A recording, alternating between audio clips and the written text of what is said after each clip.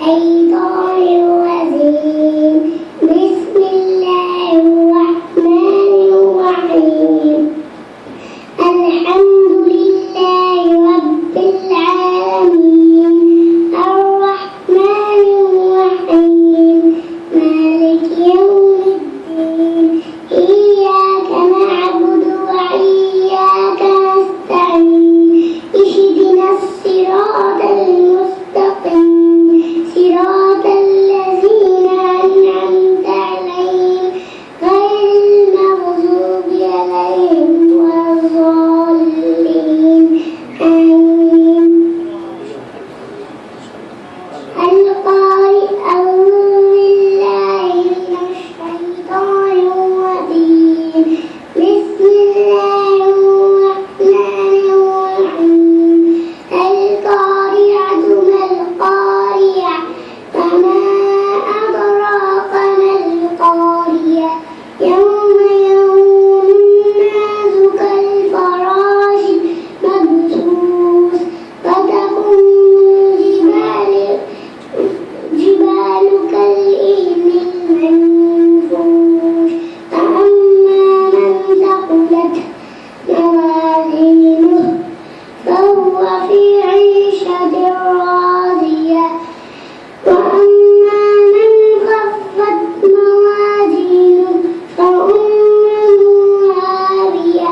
وما أدراك ما هي نار حامية.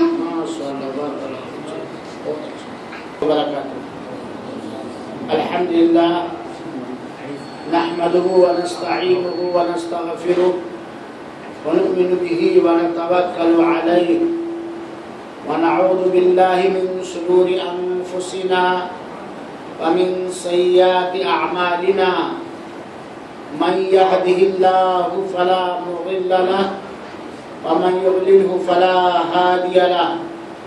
وأشهد أن محمدا عبده ورسوله أما بعد فإن خير الحديث كتاب الله وخير الهدي هدي محمد صلى الله عليه وسلم وشر الأمور محدثاتها وكل محدثة بدعة وكل بدعة ضلالة وكل ضلالة في النار. أعوذ بالله من الشيطان الرجيم بسم الله الرحمن الرحيم يا أيها النبي إنا أرسلناك شاهدا ومبشرا ونذيرا وداعيا إلى الله بإذنه وسراجا منيرا. حاضرین مجلس، قابل احترام نوجوان ساتھیوں، بزرگوں، دوستوں، آج بتاریخ 2 رجب سن 1434 ہجری مطابق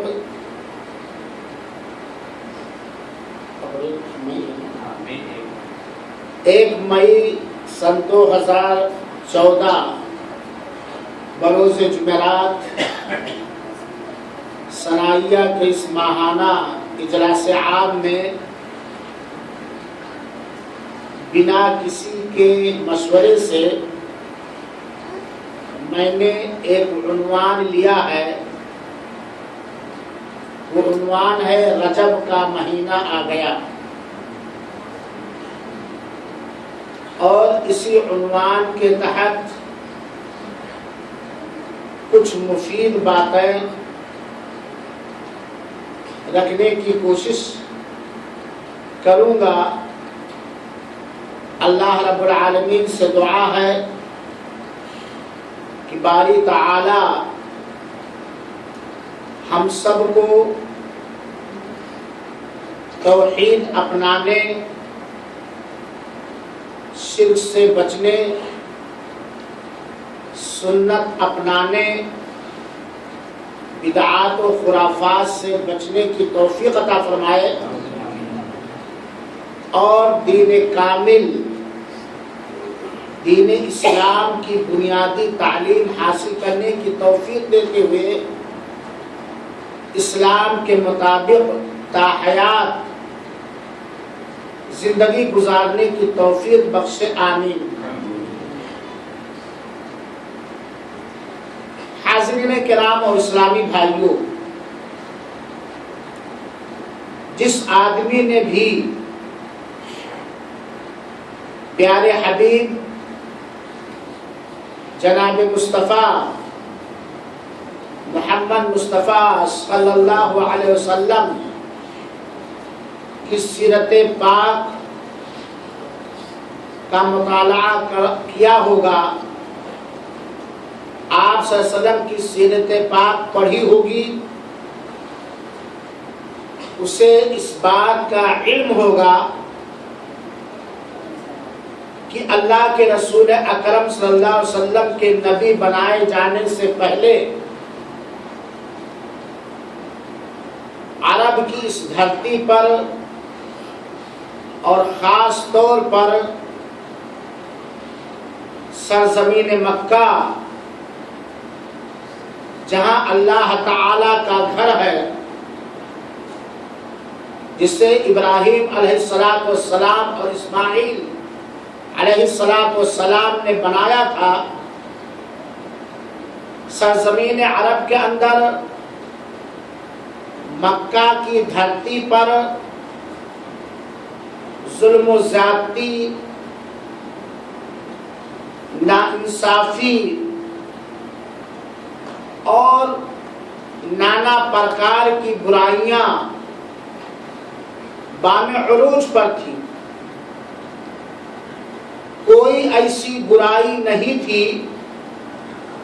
جسے نہ کیا جاتا رہا ہو، یہاں تک کہ انسانیت درندگی میں بدل چکی تھی اور زندہ بچیوں کو بھی قبر کھود کر دفن کر دیا جاتا تھا، اور بات بات پر تلواریں بے نیام ہو جایا کرتی تھی، جنگ و جدال کا بازار گرم ہو جایا کرتا تھا، اور سب سے بڑھ کر ظلم یہ تھا، سب سے بڑی برائی یہ تھی کہ اللہ کے مقدس گھر خانہ کعبہ کے اندر اپنے ہاتھوں کی بنائی ہوئی مورتیاں رکھ کر عبادت کیا کرتے تھے،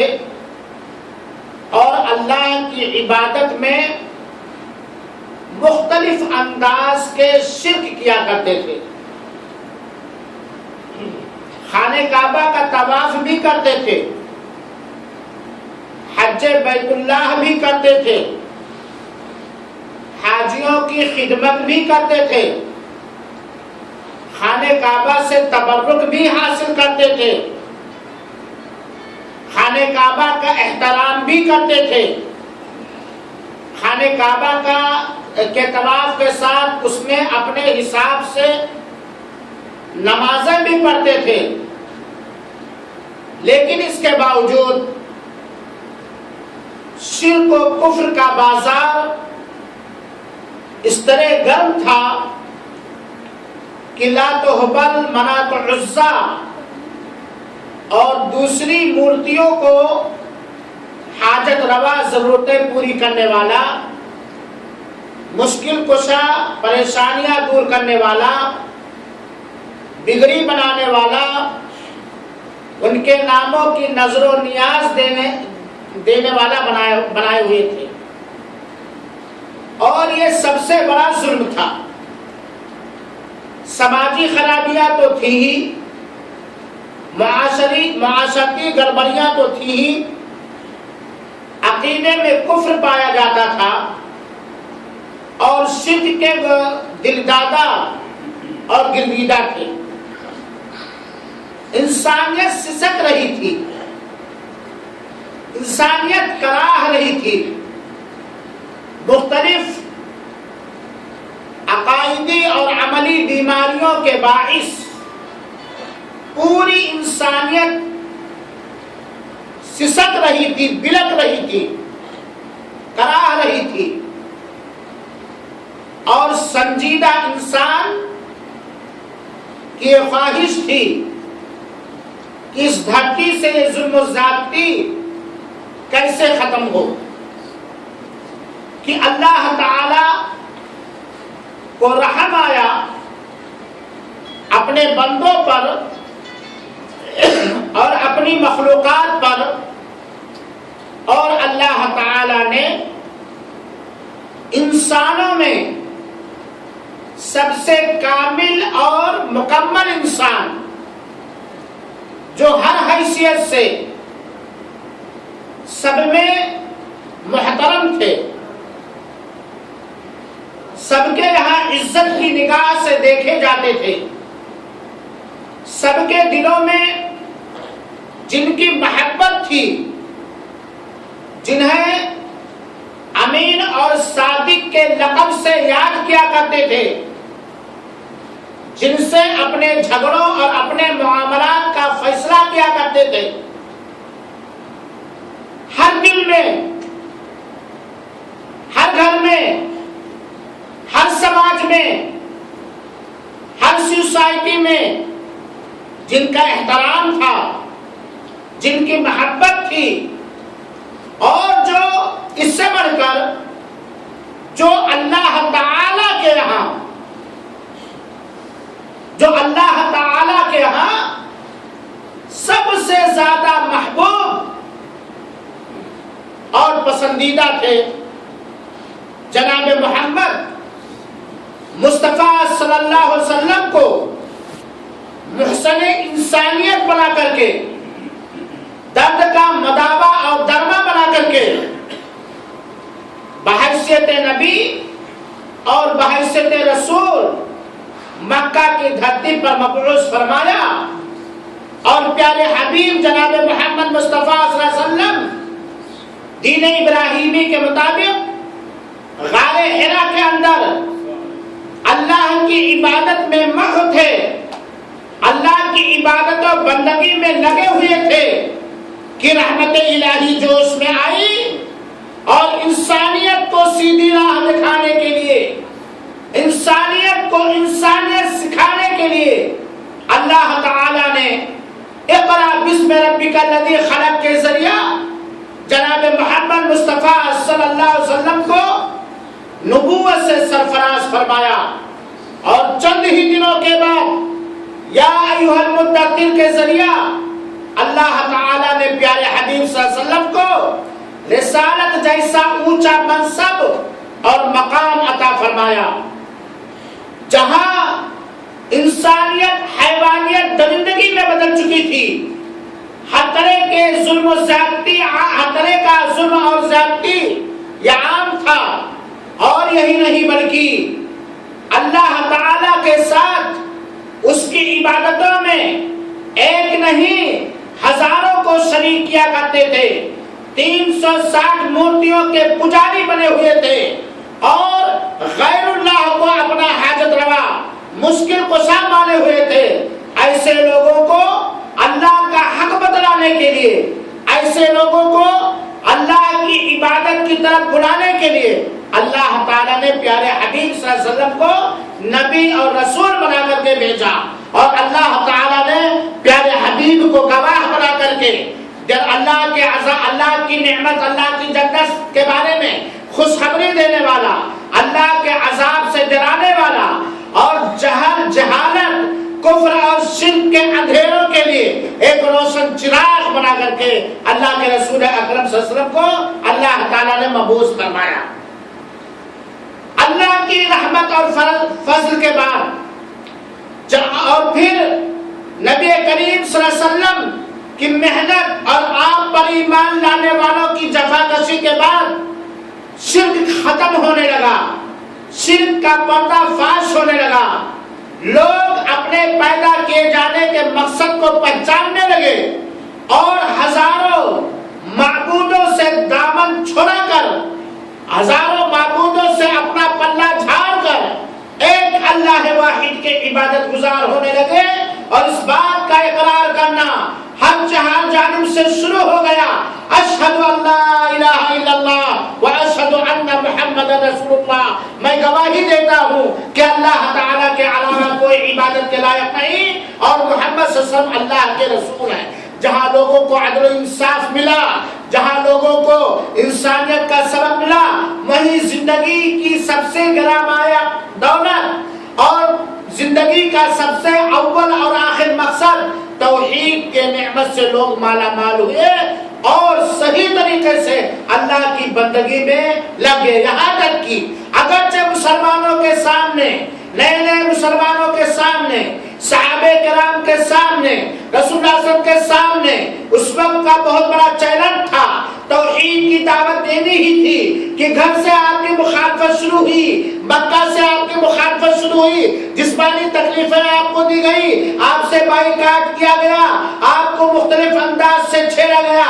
لیکن اسلام کی فطرت میں قدرت نے لچک دی ہے، اتنا ہی وہ ابھرے گا جتنا کہ دباؤ گے۔ اسلام پنپتا رہا، اسلام پھلتا پھولتا رہا، توحید کی دعوت عام ہوتی رہی، اور یہ تلوار کے زور سے نہیں، یہ بل کے زور سے نہیں، یہ طاقت کے زور سے نہیں، یہ سماجی کسی اثر و رسوخ کی وجہ سے نہیں، بلکہ اللہ کے کرم سے، اللہ کے فضل سے اور اللہ کے رسول اور جانسار صحابہ کرام کے انتھک محنت سے اونچے اسلام اپنے اونچی تعلیم کے ذریعہ پنپتا رہا، پھلتا رہا، پھولتا رہا، یہاں تک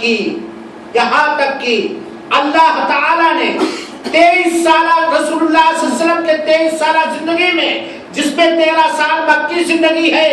اور 10 سال مدنی زندگی ہے، 23 سال کے اندر اللہ تعالیٰ نے اپنے برگزیدہ نبی، اپنے محبوب نبی جناب محمد مصطفیٰ صلی اللہ علیہ وسلم پر دین اسلام کو کامل اور مکمل کر کے اپنی نعمت تمام کر دی، اور اپنی قیامت تک آنے والے اپنے بندوں کے لیے اللہ تعالیٰ نے دین اسلام کو پسند فرمایا، دین اسلام کو پسند فرمایا۔ اسلام مکمل ہو گیا، اور اس طرح اسلام مکمل ہو گیا کہ آپ کے بعد اب نہ کوئی نبی، آپ کے بعد نہ کوئی قیامت تک نبی آنے والا ہے، اور نہ ہی کسی امتی کو کمی یا بیشی، زیادہ یا گھٹانے کا کوئی چانس و موقع یا اختیار اللہ تعالیٰ نے نہیں دیا۔ اللہ تعالیٰ نے جہاں دین اسلام کو مکمل کیا، انسانوں پر ترس کھا کر کے، انسانوں پر ترس کھا کر کے، انسانوں پر کرم کرتے ہوئے، انسانوں پر مہربانی کرتے ہوئے، کیونکہ اگر اللہ تعالیٰ دین اسلام کو مکمل طریقے سے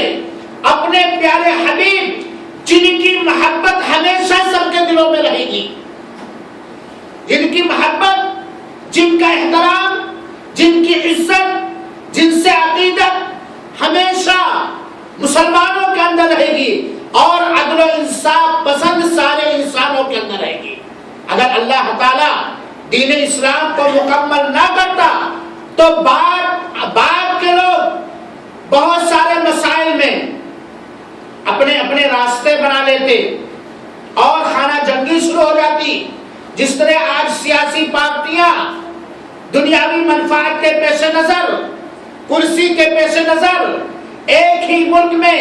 کئی پارٹیاں بنائے ہوئے ہوتے ہیں، کئی راشٹریہ پارٹی ہوتی ہے اور کہیں صوبائی پارٹی ہوتی ہے، مختلف پارٹیاں بنائے ہوئے ہوتے ہیں، ایسے دین میں بھی پارٹیاں ہو جاتی، اور لوگ اپنے لیے ایک رہبر بنا لیتے۔ اللہ تعالیٰ نے احسان کر کے دین اسلام کو مکمل کر دیا، اور ساتھ ہی ساتھ ذرا غور سے سنیے گا، جہاں اللہ تعالیٰ نے محسن انسانیت، شافع محشر، صاحب حوض و کوثر، قرآن والے نبی کو اللہ تعالیٰ نے نبی بنایا، وہیں پر اللہ تعالیٰ نے آپ پر دین اسلام کو مکمل کر دیا، وہیں پر اللہ تعالیٰ نے قیامت تک آنے والے سارے انسان، مرد اور عورت کو، سارے جنات مرد اور عورت کو ایک جگہ نہیں، قرآن کریم کی مختلف آیتوں کے اندر، قرآن کریم کی مختلف آیتوں کے اندر یہ حکم دے ڈالا اور رسول، اللہ کی فرمانبرداری کرو اور رسول کی فرمانبرداری کرو، اللہ کے رسول کی اتباع کرو، اللہ کے رسول کی پیروی کرو اور اللہ کے رسول کے حکم سے کی مخالفت نہ کرو۔ اگر تم اللہ کے رسول کے حکم کے مخالفت کرو گے تو یا تو فتنوں سے دو چار ہو جاؤ گے، تمہارے عقیدے میں فتنہ آ جائے گا، تمہارے عمل میں فتنہ آ جائے گا، تمہارے گھر میں فتنہ آ جائے گا، اور اگر فتنے سے بچ گئے تو روز قیامت تمہیں دردناک عذاب سے دو چار کیا جائے گا۔ اللہ کے رسول کی اطاعت کو، آپ کی تابعداری کو، آپ کی اتباع کو ایسے ہی ہر مسلمان پر فرض اور واجب ہے، جیسے ہر مسلمان پر یہ فرض اور واجب ہے کہ وہ دل کی سچائی کے ساتھ، مکمل یقین کے ساتھ اس بات کی گواہی دے کہ اللہ تعالیٰ کے علاوہ کوئی عبادت کے لائق نہیں ہے۔ جس طرح نماز فرض ہے، جس طرح روزہ فرض ہے، جس طرح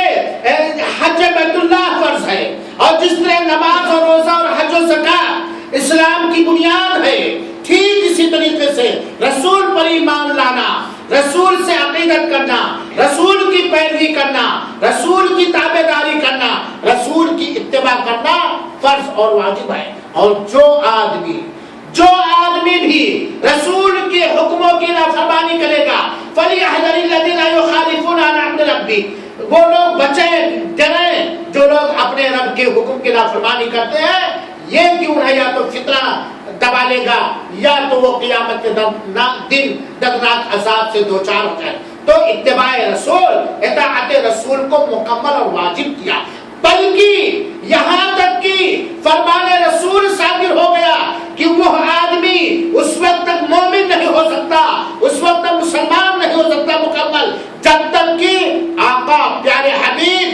جناب محمد مصطفیٰ صلی اللہ علیہ وسلم اس کے نزدیک اس کی جان سے، اس کی مال سے، اس کی اولاد سے اور دنیا کی ساری چیزوں سے زیادہ عزیز ترین اور محبوب نہ ہو جائے، محبوب نہ ہو جائے۔ یہ رسول اکرم صلی اللہ علیہ وسلم کے بارے میں اللہ تعالیٰ نے یہ حکم دیا۔ میرے بھائیوں ساتھیوں، رسول اللہ صلی اللہ علیہ وسلم کے زمانے میں وحی اتر رہی تھی، چاہے قرآن کی شکل میں اور چاہے غیر قرآن جس کو وحی غیر مطلوع کہا جاتا ہے، وحی اتر رہی تھی، اللہ کی رہنمائی اتر رہی تھی۔ ہر موقع پر اللہ تعالیٰ نے جن چیزوں کے اندر اپنے بندوں کے لیے، قیامت تک آنے والے بندوں کے لیے خیر سمجھا، بھلائی سمجھا، اس کو اس کی نشاندہی کر دی، اور جس کے اندر برائی سمجھا، شرم سمجھا، اس سے آگاہ کر دیا۔ اور ہمارے پیارے حبیب صلی اللہ علیہ وسلم نے بھی، ہمارے پیارے حبیب صلی اللہ علیہ وسلم نے بھی ہمیں ایک روشن راستے پر چھوڑا ہے، روشن شاہراہ پر چھوڑا ہے۔ ترکتکم علی محجۃ البیضاء، میں نے تم کو ایک روشن راستے پر چھوڑا ہے، لیلھا کنہارھا، جس کی راتیں دن کی طرح روشن ہیں، لا یزیغ عنہا الا ہالک، راہ رسول سے رسول کے بتائے ہوئے روشن چمکدار راستے سے جو بھی بھٹکے گا وہ ہلاک ہو جائے گا، وہ برباد ہو جائے گا۔ دنیا میں بھی بربادی آ سکتی ہے اور آخرت میں بربادی اس کی مقدر ہے۔ اور اللہ کے رسول اکرم صلی اللہ علیہ وسلم نے ساری انسانیت کو یہ تعلیم دیا، علیکم بسنتی وسنت الخلفاء الراشدین المہدیین، تمہارے اوپر فرض اور واجب ہے ہمارے راستے کو لازم پکڑنا اور ہدایت یافتہ خلفاء راشدین کے راستے کو لازم پکڑنا۔ یہ اللہ کے رسول اکرم صلی اللہ علیہ وسلم نے دیا۔ اب اسلام صحیح معنوں میں وہی ہے جو اللہ کے رسول نے کیا ہے اور کرنے کا حکم دیا ہے، جو اللہ کے رسول نے کہا ہے اور کرنے کا حکم دیا ہے، یا اللہ کے رسول اکرم صلی اللہ علیہ وسلم نے تقریری طور پر جو امت کو تعلیم دی ہے۔ اور جو رسول کے راستے سے ہٹے گا وہ گمراہ ہو جائے گا۔ عہد رسول میں، صحابہ کرام کے زمانے میں، تابعین کے زمانے میں اسلام اپنے اصلی شکل و صورت میں موجود رہا۔ اسلام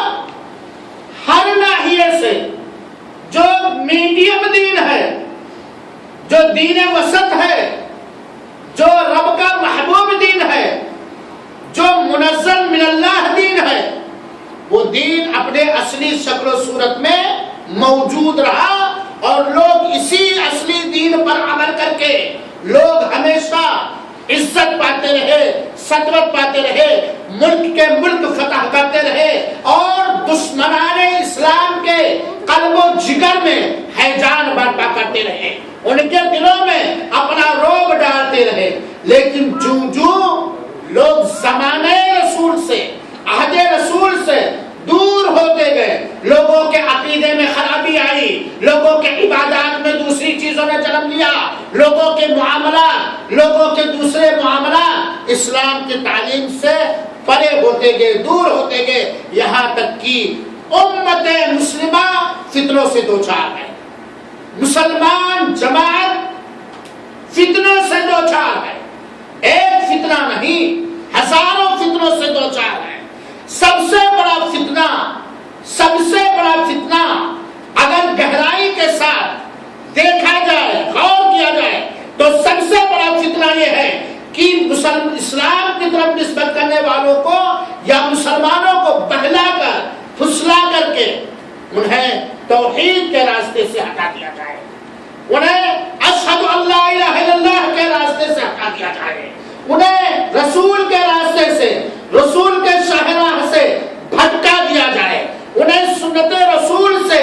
گمراہ کر کے ان کے اندر اپنی خود ساختہ، اپنی گڑھی ہوئی چیزیں عام کر دی جائے۔ اور میرے بھائیو ساتھیو، یہ بات ہر مسلمان سمجھتا ہے، چاہے وہ عامی ہو یا عوام، عالم ہو یا جاہل، مولوی ہو یا مفتی، کسی بھی طبقے فکر سے، کسی بھی فکر سے وہ متاثر ہو، ہر انسان یہ جانتا ہے کہ شیطان انسان اور جنات کا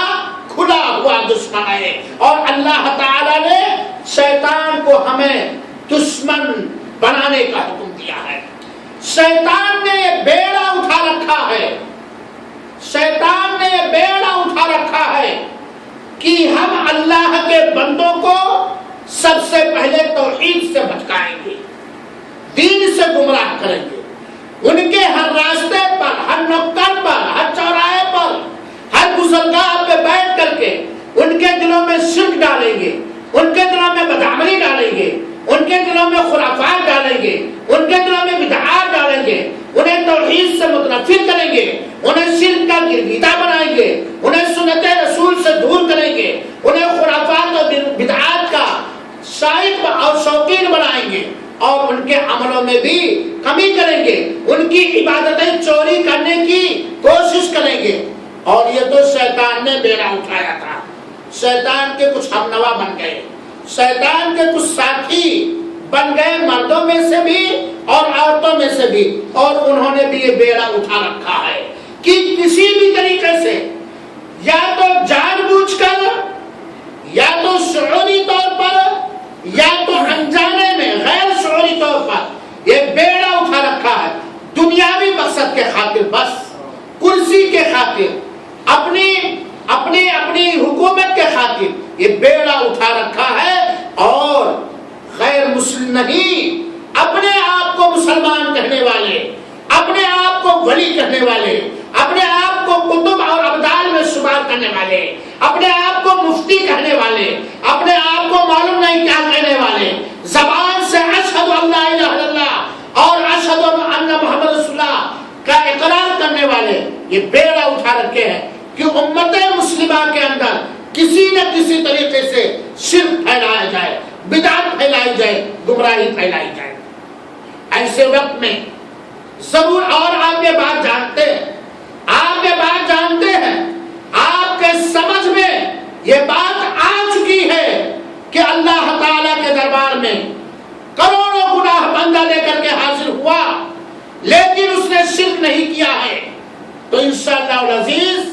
اللہ تعالیٰ چاہے گا تو اس کے گناہ کو معاف، لیکن شرک کو اللہ تعالیٰ معاف کرنے والا نہیں ہے، بدعت کو اللہ تعالیٰ معاف کرنے والا نہیں ہے، اور بدعتی کو توبہ کرنے کی توفیق بھی نہیں ہوتی، کیونکہ بدعتی جو بدعت کرتا ہے، بدعتی جو خرافات کرتا ہے، اس کو دین سمجھ کے کرتا ہے، اس کو نیکیاں سمجھ کے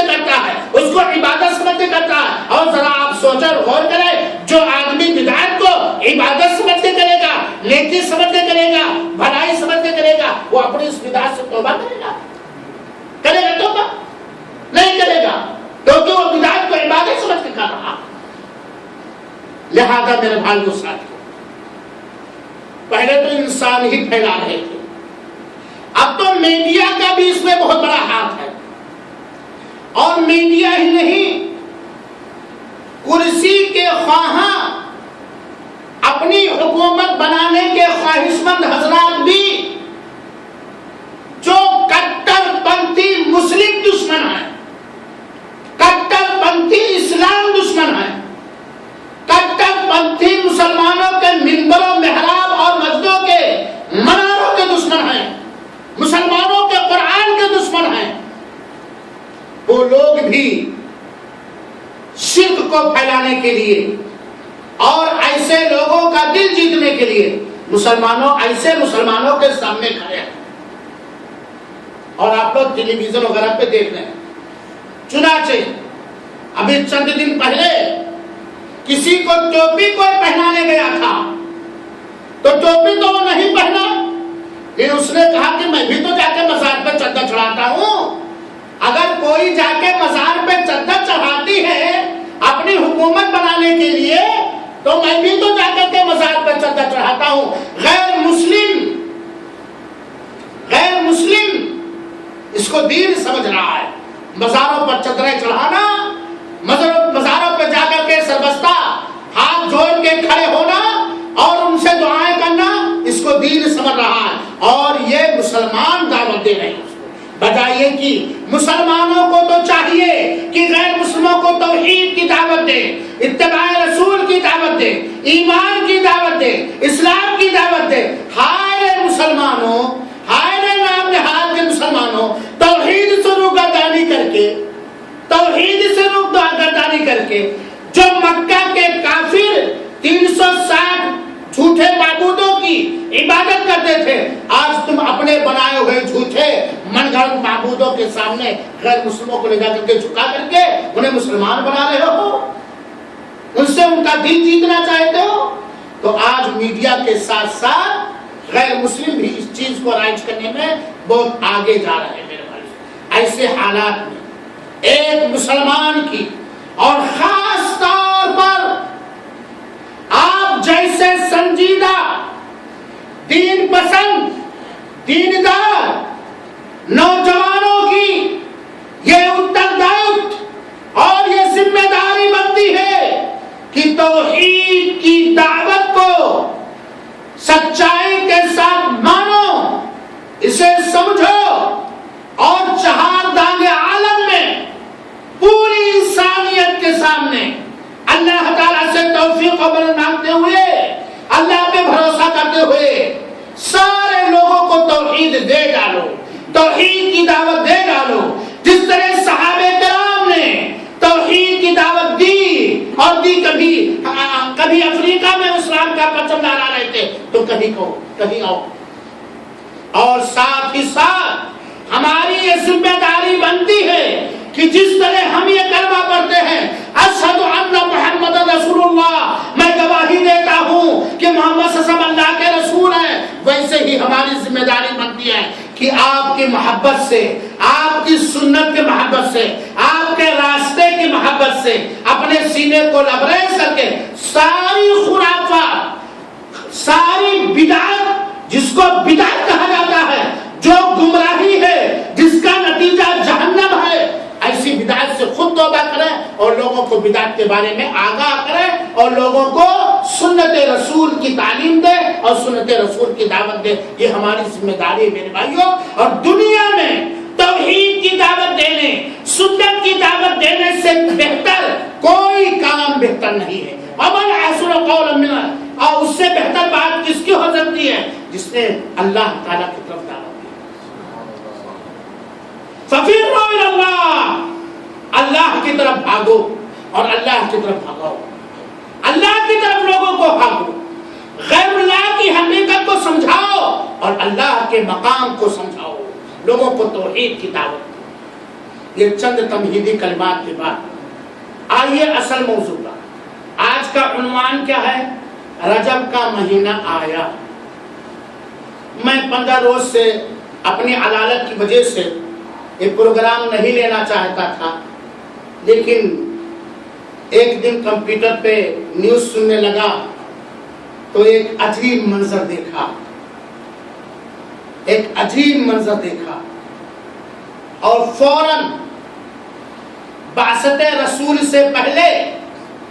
پیارے حبیب کے نبی اور رسول بنائے جانے سے پہلے جو مکہ کے باشندوں کا حال تھا، جہالت، ہر طرح کی جہالت، ہر طرح کا شرک کا بازار، وہ بالکل منظر سامنے آ گیا، اور دیکھا کوئی دلی سے، کوئی کہیں سے، کوئی خالی لنگی پہن کر کے، ٹوپی لگا کر کے، بوریا بستر باندھ کر کے چل دیے کہاں چل رہے ہیں؟ پہنچ رہے ہیں پیدل، چپل بھی نہیں پہنے، کہاں؟ اجمیر، چشتی معین الدین چشتی رحمت اللہ علیہ کے درگاہ کا سمان کرنے کے لیے، اپنی مرادیں پوری کروانے کے لیے۔ اور آج جب ٹی وی کمپیوٹر کھولا نیوز سننے کے لیے، تو کیا دیکھا کہ سندل، جو سال بھر سندل اجمیری صاحب خواجہ معین الدین چشتی رحمت اللہ علیہ کے مزار پر سال بھر مسلم، اپنے آپ کو مسلم کہنے والے اور کافروں نے جو سندل جمع کیا ہے اسے پیس پیس کر، جس طرح غیر مسلم مندر میں پرساد بانٹتا ہے نا، ایسے پرساد بانٹا جا رہا، اور تبرک لینے کے لیے، اپنے گھر میں برکت، زبردستی اپنے گھر میں برکت اتروانے کے لیے وہ پسا ہوا سندل لینے کے لیے مردوں اور عورتوں کی بھیڑ لگی ہوئی ہے، درمنڈے، مستنڈے، جن کو نہ عقیدے کا علم ہے، جن کو نہ نماز روزے سے کوئی واسطہ ہے، جن کو نہ قرآن سے کوئی تعلق ہے، جن کے زبان پر زبانی دعوت ہے، دعویٰ ہے محبت رسول کا، جن کا عمل سراسر دعوت رسول کے خلاف ہے، طریقے رسول کے خلاف ہے، سنت رسول کے خلاف ہے، وہ بڑے بڑے دیندار بن کر کے وہ سندل کا پرساد بانٹ رہے ہیں، سندل کا پرساد بانٹ رہے ہیں۔ دیکھا نہیں آپ لوگوں نے حال مسلمانوں کی جہالت؟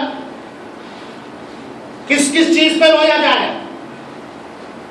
کجریوال کو بنارس واسیوں کا ووٹ لینا ہے مسلمانوں کا، تو پہنچ گئے قوالی گانے والے بسم اللہ خان کے مزار اور کہہ بیٹھے کہ مجھے بڑا افسوس ہے کہ یہ دیش کے اچھے لوگ تھے، دیش واسی تھے، دیش کو ترقی دیا اپنی تقدیر سے، اور آج تک اس سے پہلے کی حکومتوں نے ان کے قبرستان پر مزار نہیں بنایا، اور کیجریوال نے چڑھا دیا پھول کا مالا بسم اللہ خان کے مزار پر، اور کھڑے ہو گئے ان کے ابدی راحت کی دعا کرنے کے لیے۔ اسی کو آج ہندوستانی مسلمان دین سمجھ رہا، اور سنی مسلمانوں کے دشمنوں کے راستے سے اسلام کے نام پر ضعیف اور من گڑھت حدیثوں کو لے کر کے ایسی خرافات رائج کر دیا ہے جو سراسر گمراہی ہے، جو سراسر بدعت ہے، جن کے اندر شرک بھی پایا جاتا ہے۔ اور جس طرح غیر مسلموں کے ہاں ہر مہینے میں کوئی نہ کوئی تہوار ہے، کوئی نہ کوئی دینی پروگرام ہے، ایسے مسلمانوں کے اندر بھی ہر مہینے میں کوئی نہ کوئی بدعت ہے۔ یہ محرم کا مہینہ ہے جس میں تعزیہ کی بدعت، مرثیہ کی بدعت، غیر اللہ کے نام نظر ماننے کی بدعت، یہ سفر کا مہینہ ہے جس کو منحوس ماننے کی بدعت، یہ رجب کا مہینہ ہے جس میں شب معراج کی بدعت، یہ رجب کا مہینہ ہے جس میں صلاۃ الرغائب کی بدعت وغیرہ وغیرہ، اور یہ شعبان کا مہینہ ہے جس میں 15ویں شعبان کی بدعت وغیرہ وغیرہ۔ ہر مہینے میں کوئی نہ کوئی بدعت لوگوں نے ایجاد کر دیا ہے، حالانکہ وہ بدعت ہے، حالانکہ وہ بدعت ہے، حالانکہ وہ بدعت ہے، اور اس لیے بدعت ہے کہ قرآن سے اس کا کوئی ثبوت نہیں۔ اللہ کی قسم، مہینوں کے نام پر، دنوں کے نام پر جو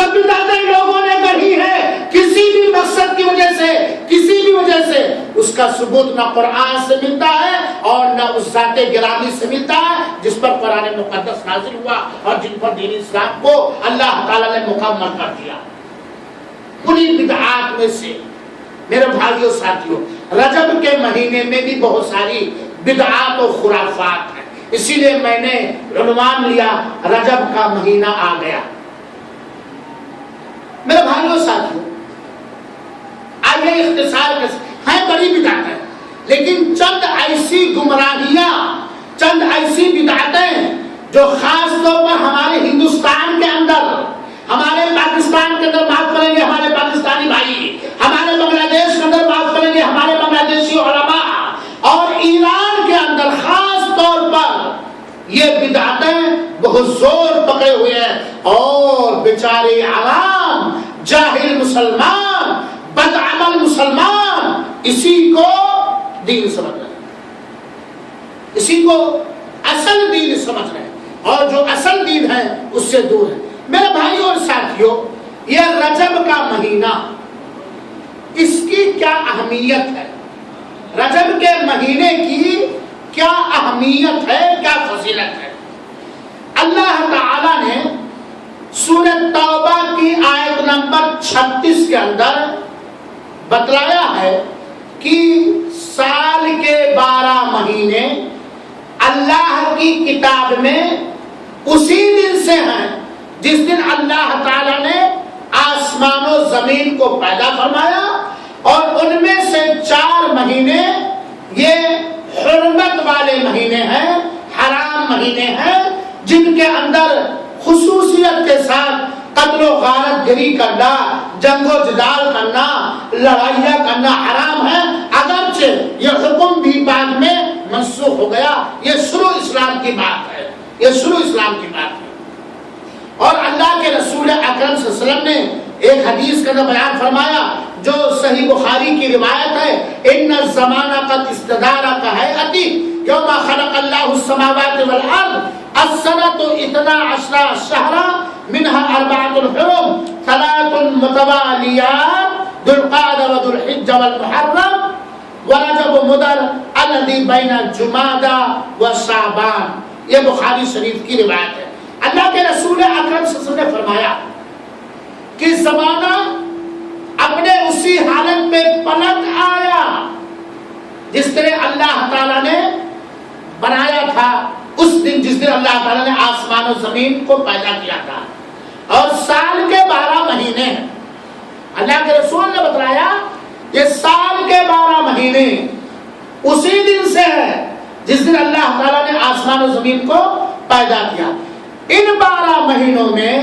4 مہینے حرمت والے مہینے، حرام مہینے۔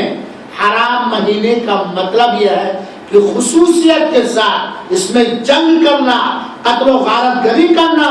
مارکاٹ کرنا حرام ہے۔ اس میں جنگیں بند رہیں گی، مسلمانوں اور کافروں کے درمیان اس میں جنگیں نہیں ہوں گی،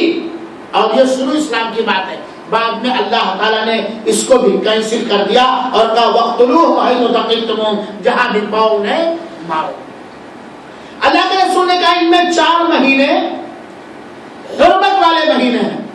3 مہینے لگاتار ذو القعدہ، ذو الحجہ اور محرم، اور 1 مہینہ 14 مہینہ رجب مدر جو جمادی الاولی اور شعبان کے بیچ میں ہے۔ قرآنی آیت سے جو سورۃ توبہ کی آیت نمبر 36 ہے اور بخاری شریف کی اس صحیح روایت سے رجب کی صرف اور صرف اتنی فضیلت ثابت ہوتی ہے کہ یہ حرام مہینوں میں سے ہے، جس کو اشہر حرم کہا جاتا ہے، حرام مہینے جن کے اندر ابتدائی اسلام میں، شروع اسلام میں خاص طور پر جنگ بندی کا حکم دیا گیا تھا، اور جس طرح یہ 12 مہینے ہیں ترتیب کے ساتھ اسی طرح اب قیامت تک باقی رہیں گے۔ کفار مکہ کیا کرتے تھے؟ یہ 4 مہینے ہیں نا، ذو القعدہ، ذو الحجہ، محرم اور رجب، جب انہیں جنگ کرنا ہوتا تھا تو کہتے تھے، جس مہینے میں جنگ کرنا ہوتا تھا کہتے تھے حرام مہینہ یہ سفر کا مہینہ یا جمادی الاولیٰ کا مہینہ، یعنی انہیں 4 مہینہ کسی طرح گنتی کے اعتبار سے 4 مہینہ جنگ بند کرنا ہوتا تھا، اپنے حساب سے وہ حرام و حلال مہینہ کر لیا کرتے تھے۔ تو اللہ کے رسول نے فرمایا کہ یہ ترتیب کے ساتھ محرم، صفر، ربیع الاول، ربیع الثانی، جمادی الاولیٰ، جمادی الاخری، رجب، شعبان، رمضان، شوال، ذوالقعدہ، ذوالحجہ، یہ ترتیب کے ساتھ یہ 12 مہینے اسی دن سے ہیں جس دن اللہ تعالیٰ نے آسمان و زمین کو پیدا کیا۔ اپنے دنیاوی مقصد کے خاطر آپ یہ نہیں کہ اپنے من سے جس مہینے کو چاہو حرام بنا دو، جنگ کرنے کے لیے مسلمانوں سے جس مہینے کو چاہو حرام بنا دو، تو یہ سال کے 12 ہیں۔ تو ان قرآنی آیات اور اس بخاری شریف کی روایت سے صرف اور صرف اتنا ثابت ہوتا ہے کہ رجب کا مہینہ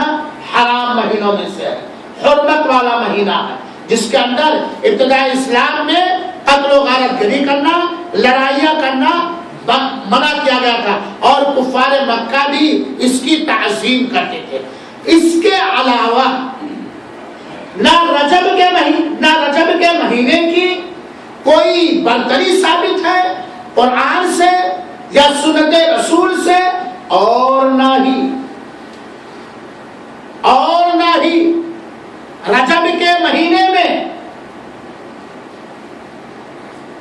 جناب محمد مصطفیٰ صلی اللہ علیہ وسلم سے کوئی خاص عبادت ثابت ہے۔ اللہ کے رسول سے نہ رجب کے مہینے کی کوئی الگ فضیلت ثابت ہے، برتری ثابت ہے دوسرے مہینوں پر، اور نہ ہی اس کے اندر خصوصی فضیلت ثابت ہے۔ ذوالحجہ کے مہینے کی برتری ہے کیونکہ اس کے اندر ایک عبادت ہے حج،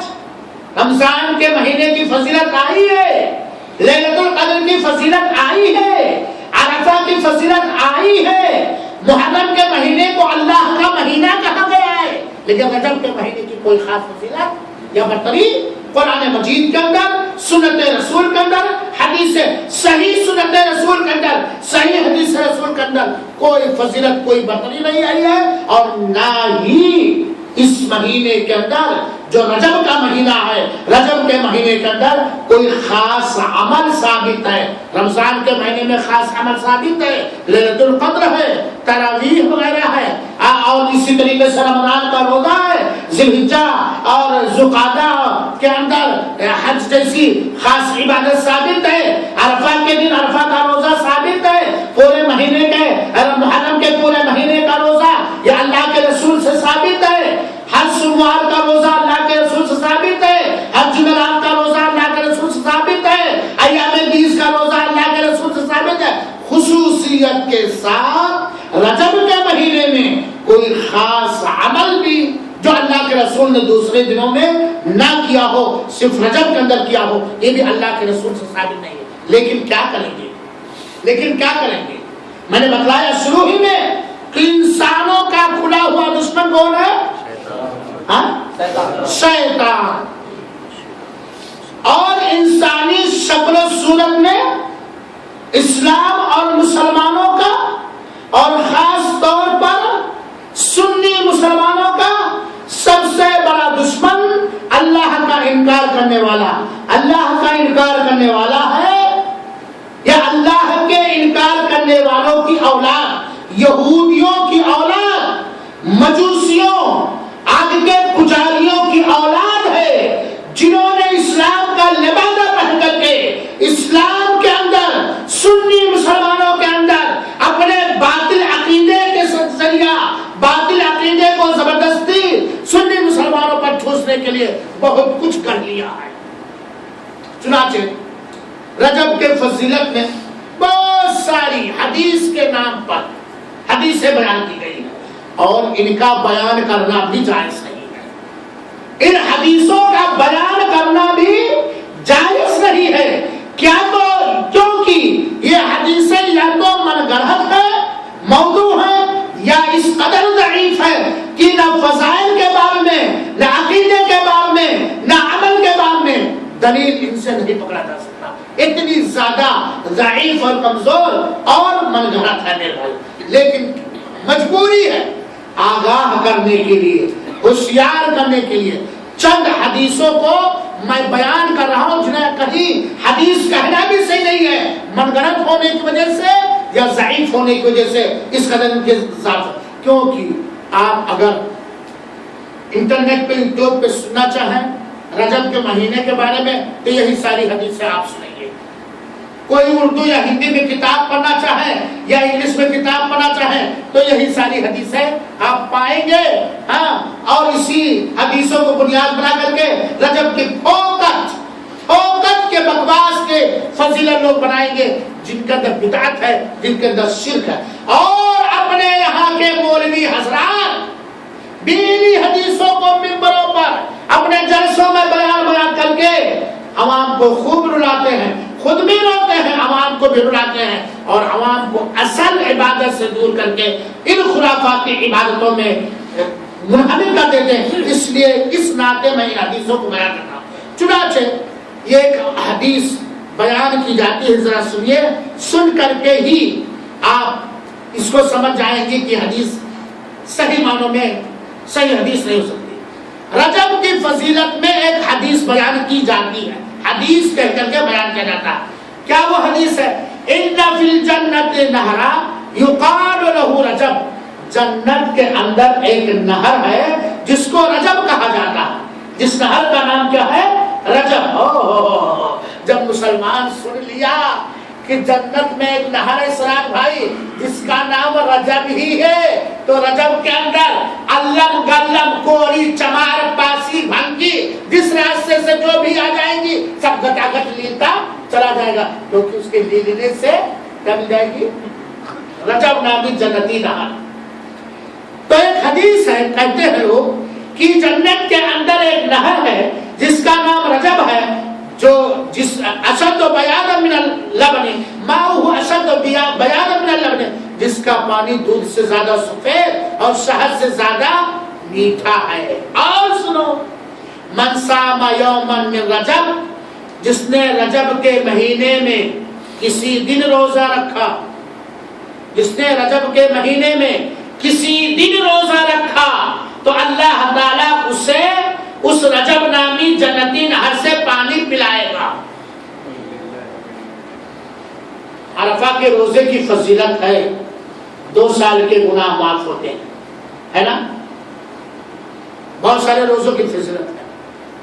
اتنی بڑی فضیلت کسی بھی روزے کی، نہ فرض روزے کی نہ نفل روزے کی، کسی بھی حدیث میں بیان نہیں کیا گیا میرے بھائی صاحب. یہ حدیث بیان کی جاتی ہے منبروں پر اور یہ حدیث باطل ہے. علامہ البانی رحمۃ اللہ علیہ جو ایک بہت بڑے محدث تھے، انہوں نے سلسلۃ الاحادیث والضعیف والموضوع کی 1898 نمبر حدیث میں ذکر کیا ہے اور کہا ہے یہ حدیث من گڑھت ہے، باطل ہے، جھوٹی ہے. تو اس طرح کی حدیث کہیں پڑھیں رجب کی فضیلت میں یا کسی مولوی صاحب سے سنیں تو کہیں مولانا یہ حدیث صحیح نہیں ہے، لائیے آپ ریفرنس دیجئے، دلیل دیجئے، یہ حدیث باطل ہے، من گڑھت ہے. ایک اور حدیث رجب کی فضیلت میں بیان کی جاتی ہے بلکہ سکھایا بھی جاتا ہے. اس میں شیعوں نے خوب کھیل کھیلا میرے بھائی صاحب، شیعوں نے خوب کھیل کھیلا ہے. سنی مسلمانوں کے عقیدے اور عمل کو ڈیمیج کرنے کے لیے، ان کو گمراہی کی طرف لے جانے کے لیے، توحید سے دور کرنے کے لیے، بدعت کا شائق اور گرویدہ بنانے کے لیے، سنت سے دور کرنے کے لیے شیعوں نے اس میں خوب کھیلا ہے. جتنی بھی بدعات و خرافات یا شرکیہ رسم و رواج ہمارے ہندو پاک و بنگلہ دیش کے اندر پائے جاتے ہیں، ان میں سب سے بڑا یوگدان، سب سے بڑا رول انہی لوگوں کا ہے جو سنت کے دشمن، سنی مسلمانوں کے دشمن، اس نفوس قدسیہ پاک روحوں کے دشمن، ان پاک روحوں کے دشمن جن کے ذریعہ سے ہمیں سنت ملی ہے. صحابہ کرام کے دشمن، صحابہ کرام کے ناقدرے، صحابہ کرام کی توہین کرنے والے، ان کا بڑا اہم کردار رہا. چنانچہ ایک حدیث سکھائی جاتی ہے اور بتائی جاتی ہے، وہ کیا؟ اللہم بارک لنا فی رجب و شعبان و بلغنا رمضان، اے اللہ تو ہمارے رجب اور شعبان میں ہمیں برکت دے اور ہمیں رمضان تک پہنچا دے۔ یہ حدیث اس قدر ضعیف ہے کہ اس سے دلیل لینے کے لائق نہیں ہے۔ ضعیف الجامع 43 سے 4395 کی حدیث ہے اور یہ حدیث ضعیف ہے، چنانچہ یہ دعا پڑھنا صحیح حدیث سے ثابت نہیں۔ اسی طرح رجب کی فضیلت میں ایک اور حدیث بیان کی جاتی ہے، جو حدیث اس قدر ضعیف اور کمزور ہے کہ کسی بھی بات میں اس سے دلیل پکڑنا صحیح نہیں ہے۔ وہ کیا ہے؟ رجب شہر اللہ و شعبان شہری و رمضان شہر امتی، کہتے ہیں کہ اللہ کے رسول نے کہا ہے رجب کا مہینہ اللہ کا مہینہ ہے، اور شعبان یہ میرا مہینہ یعنی نبی کا مہینہ ہے، اور رمضان میری امت کا مہینہ ہے۔ اللہ کا مہینہ کون سا ہے؟ رجب کا مہینہ اللہ کا مہینہ ہے، شعبان نبی کا مہینہ ہے، اور رمضان یہ پوری امت کا مہینہ ہے۔ اللہ 12 کی قسم 12 مہینوں میں جس مہینے کو اللہ کے رسول اکرم صلی اللہ علیہ وسلم نے اللہ کا مہینہ کہا ہے، وہ صرف اور صرف محرم کا مہینہ ہے۔ وہ کون سا مہینہ ہے؟ اللہ نے اس کے بارے میں اللہ کے رسول کا شہر اللہ المحرم، اللہ کا مہینہ محرم کا مہینہ۔ رجب کو یا شعبان کو یا کسی مہینے کو اللہ کا مہینہ نہیں کہا گیا۔ اس کے اندر گڑھنا ہے نا، اس کے اندر رجب کے مہینے میں بہت کچھ گڑھنا ہے اپنے مقصد کے پسند، اس لیے اس کو خوب ہائی لائٹ کرو، خوب ہائی لائٹ کر دو۔ تو جب ایک چیز کو ہائی لائٹ کر دے، خوب اس کو پرچار کر دے خوب، تو اس راستے سے جو بھی آئے گا اگتا ہوا آدمی نکلتا ہوا چلا جائے گا۔ تو یہ حدیث ضعیف اور بے بنیاد ہے۔ اسی طرح ایک اور حدیث کے نام پر لوگ بیان کرتے ہیں جس کا بیان کرنا بھی جائز درست ہے، فضل رجب علی سائر الشہور کا فضل القرآن علی سائر الاذکار۔ استغفر اللہ۔ بیان کرنے والے کرتے ہیں کہ اللہ کے رسول نے فرمایا، حالانکہ اللہ کے رسول کی حدیث نہیں ہے، رجب کی فضیلت سارے مہینوں پر ایسے ہے جیسے ساری دعاؤں پر قرآن کی فضیلت۔ استغفر اللہ۔ جیسے ساری دعاؤں پر قرآن کی فضیلت۔ یہ میرے بھائیوں ساتھیوں، یہ ایک کتاب ہے الفردوس بمعقول الخطاب۔ یہ خطاب یہ اسی کتاب کے حوالے سے لوگ بیان کرتے ہیں، لیکن یہ حدیث من گڑت اور بکواس ہے، ضعیف ہے۔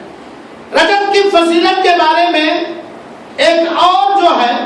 حدیث بیان کی جاتی ہے، جس پر آج پاکستان، بنگلہ دیش اور ہندوستان میں آج عمل ہوا ہوگا۔ بہت